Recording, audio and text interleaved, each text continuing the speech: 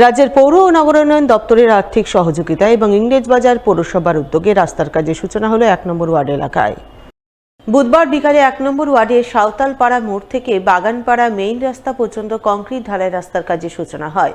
মোট ২৮ লক্ষ টাকা বরাদ্দে কাজের আনুষ্ঠানিক সূচনা করেন ইংরেজবাজার পৌরসভার চেয়ারম্যান কৃষ্ণেন্দু চৌধুরী।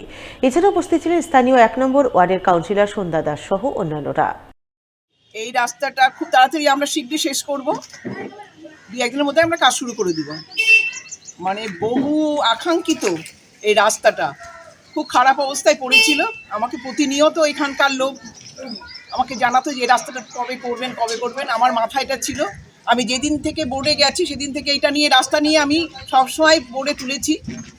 যাক, আজকে তার শুভ দিন, আমরা আজকে উদ্বোধন করতে পারলাম। এই রাস্তায় অনেক মানুষের যাতায়াত আছে, অনেক গাড়ি ঘোড়া এই রাস্তা দিয়ে চলে। সেই রাস্তাটা আমি প্রায় ২০ বছর পরে রাস্তাটা তৈরি করছি।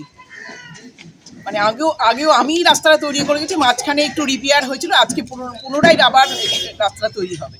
এই রাস্তাটা দীর্ঘদিন ধরে খারাপ ছিল। ১ নম্বর ওয়ার্ডের কাউন্সিলর, আমাদের চেয়ারম্যান কাউন্সিলের মেম্বার, বারবার উনি বোর্ডে আলোচনা করেছিলেন। শেষকালে আমরা আরএসপি পোর্টালে আমরা লোড করি, অবশেষে অনুমোদন এসছে।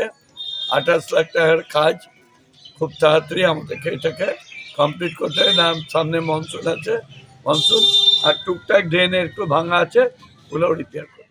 মালদার হবিবপুর ব্লকের আইহো স্পোর্টস অ্যান্ড কালচারাল সোসাইটি উদ্যোগে শুরু হলো ৪ দিনব্যাপী এক জমজমাট ক্রিকেট টুর্নামেন্ট।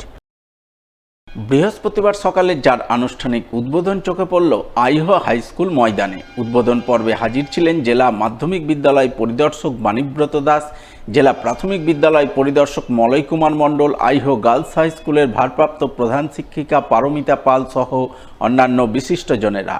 তারা সকলে মিলে পতাকা উত্তোলনের মাধ্যমে ৪ দিনব্যাপী ১৬ দলীয় ক্রিকেট টুর্নামেন্টের আনুষ্ঠানিক সূচনা করেন। এই প্রসঙ্গে আইহো স্পোর্টস অ্যান্ড কালচারাল সোসাইটির সম্পাদক মানস দাস জানান, এবছর তাদের এই টুর্নামেন্ট ২৮ বছরে পদার্পণ করল। এবছর মালদা সহ বিহার এবং ঝাড়খণ্ড থেকে মোট ১৬টি দল অংশগ্রহণ করেছে। ফাইনাল খেলা অনুষ্ঠিত হবে আগামী রবিবার।